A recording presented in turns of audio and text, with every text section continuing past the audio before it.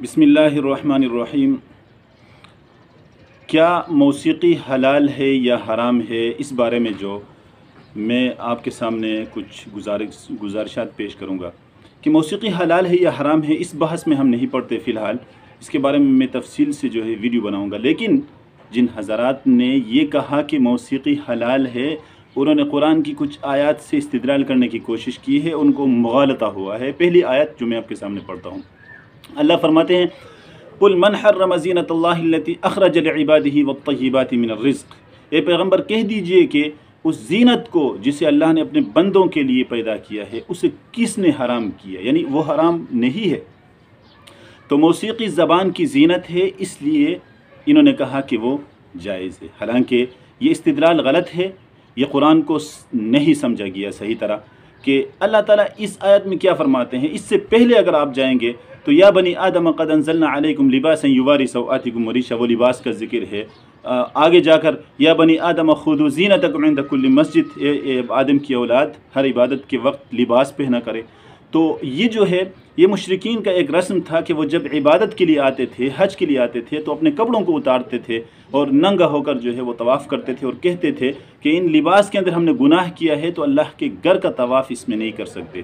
تو اللہ فرماتے ہیں اور یہ کہتے تھے کہ ان کپڑوں کو پہن کر جو عبادت کرنا یہ حرام ہے۔ تو اللہ فرماتے ہیں کہ یہ زینت کی چیز ہے، یہ خوبصورتی جو اختیار لباس کے ذریعے انسان کرتا ہے، تو اس کو کس نے حرام کیا؟ یہ حرام نہیں ہے۔ تو اس حوالے سے بتایا، اور دوسری آیت سے جو استدلال کیا گیا قُلْ إِنَّمَا حَرَّمَ رَبِّيَ الْفَوَاحِشَ مَا ظَهَرَ مِنْهَا وَمَا بَطَنَ وَالْإِثْمَ وَالْبَغْيَ بِغَيْرِ الْحَقِّ وَأَن تُشْرِكُوا بِاللَّهِ مَا لَمْ يُنَزِّلْ بِهِ سُلْطَانًا وَأَن تَقُولُوا عَلَى اللَّهِ مَا لَا تَعْلَمُونَ۔ کھانے پینے کی چیزوں کے علاوہ جو ہے زبان سے کوئی انسان کوئی بات کرتا ہے یا عمل کرتا ہے، ان اعمال میں سے مخصوص چیزوں کو اللہ نے اس آیت کے اندر حرام فرمایا۔ تو اس آیت کے اندر اللہ تعالیٰ نے گانے کا ذکر نہیں کیا، موسیقی کا ذکر نہیں کیا، ان حرام کردہ چیزوں کی کیٹیگری میں موسیقی نہیں ہے، لہٰذا وہ جائز ہے، یہ کہا گیا ہے۔ یہ بات بھی غلط ہے، اس لیے کہ اسی طرح تو اگر کسی چیز کا ذکر حرام کی کیٹیگری میں نہ آئے، اس کا ذکر نہ آنا اگر اس کے حلال ہونے کی دلیل ہے، پھر اللہ قرآن میں فرماتے ہیں وَلَا تَنْكِحُوا مَا نَكَحَ آبَاؤُكُم مِّنَ النِّسَاءِ۔ تم میں سے کسی کا والد اگر کسی عورت سے نکاح کرے، اس کے بعد اس بیٹے کے لیے اس عورت سے نکاح کرنا حرام ہوتا ہے۔ یعنی والد نے نکاح کیا، وہ اس بیٹے کی سوتیلی ماں بن گئی، پھر والد کا انتقال ہو گیا، وہ بیوہ ہو گئی، یا والد نے اس کو طلاق دی، وہ مطلقہ ہو گئی، اس کے بعد بھی اس بیٹے کے لیے اس کے ساتھ نکاح کرنا جائز نہیں، کیونکہ اس کے والد کی ایک دفعہ وہ بیوی بن چکی ہے۔ اسی طرح یہ تو حرام قرآن میں صاف طور پر بتا دیا، لیکن دادا اگر کسی عورت سے نکاح کرے اور پھر اس کو طلاق دیا مر جائے، تو اس عورت کے ساتھ نکاح کا کیا حکم ہے؟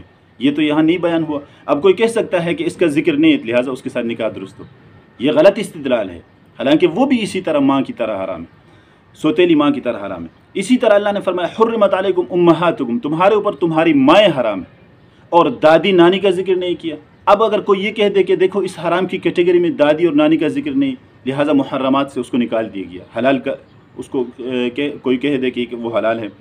آگے فرمایا وبناتکم، تمہاری بیٹیاں تم پر حرام ہیں، اور بیٹیوں کے اس سلسلے میں پھر اس پوری لسٹ کے اندر پھر اللہ نے کہیں بھی پوتی اور نواسی کا ذکر نہیں کیا، حالانکہ وہ بھی حرام ہے۔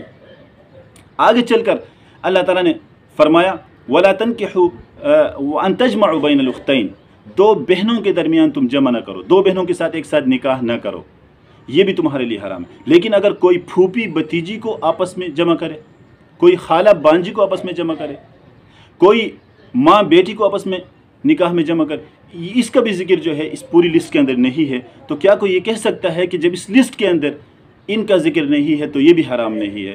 تو یہ سارا غلط استدلال ہوگا، قرآن کو نہ سمجھنے والی بات ہوگی۔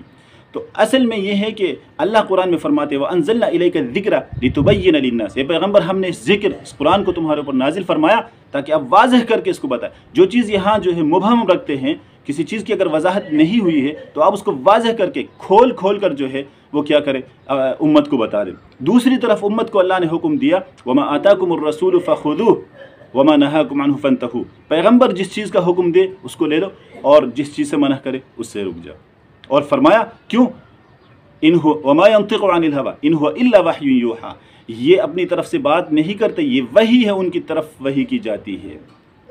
تو یہ اللہ تعالیٰ نے وضاحت اس لیے نہیں فرمائی کہ آگے اس کے ساتھ ایک معلم کو بھیجنا تھا، ایک پیغمبر کو بھیجنا تھا جنہوں نے ان کی وضاحت کرنی تھی، تو اگر کسی چیز کی حرمت ہمیں قرآن میں نہیں ملتی تو پھر ہمیں حدیث کی طرف جانا پڑے گا اور حدیث کے اندر دیکھ کے پھر اس کا حکم لگانا پڑے گا۔ اللہ تعالیٰ قرآن و حدیث کو سمجھ کر اس کو حجت سمجھنے کی توفیق عطا فرمائے۔ والسلام علیکم ورحمۃ اللہ وبرکاتہ۔